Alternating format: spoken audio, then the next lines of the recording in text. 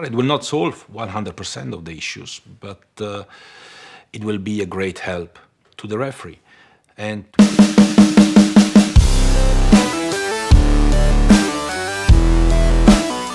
resmi dan sudah ketok palu, banding Malaysia ditolak mentah-mentah oleh FIFA. Sanksi ban sudah didapat mata. Semua penyokong Malaysia bisa auto menangis mendengarnya.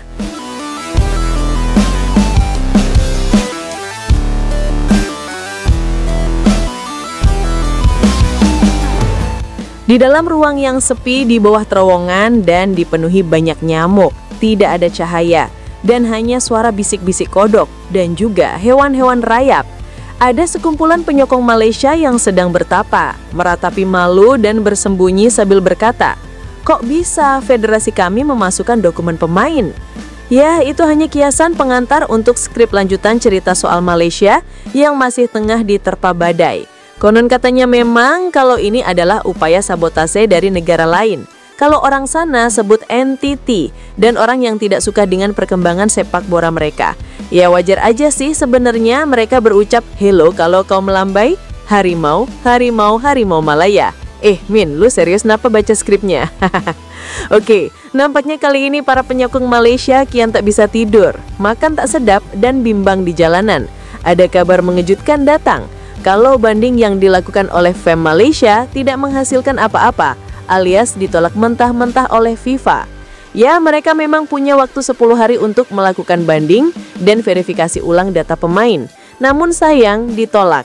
Beberapa sumber menyebut kalau Malaysia sudah dijatuhkan ban selama 2 tahun, termasuk tidak boleh beraktivitas sepak bola tim nasional sepanjang itu, dan juga didiskualifikasi dari jenjang kualifikasi Piala Asia 2027, yang sudah memasuki pertandingan kedua. Selain itu, jika Malaysia mengadakan pertandingan persahabatan dengan negara lain pun tidak akan masuk kalender FIFA, dan poinnya tidak dihitung sekalipun menang lawan Portugal atau Argentina. Kayak menang aja dibantai iya.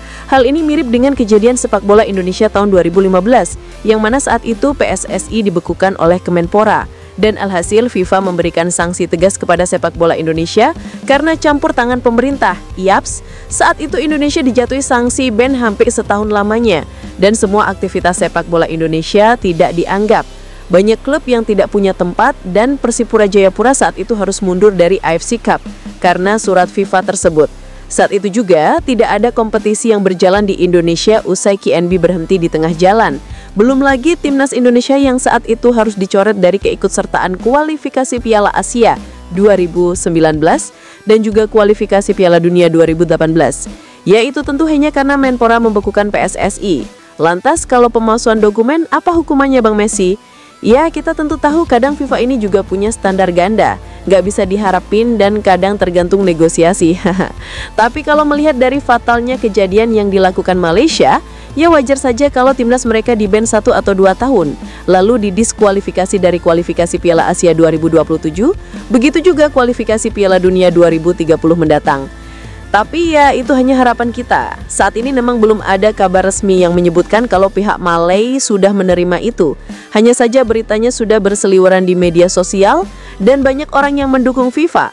Kalian tahulah siapa yang mendukung keputusan FIFA itu. Sudah jelas dan pasti supporter timnas Indonesia. Kalau enggak paling pasukan Nguyen atau hater Malay, haha. Jadi gimana menurut kalian guys? Setujukah ini Malaysia di-ban? Jangan lupa tinggalin komentar kalian di bawah ya. Gas!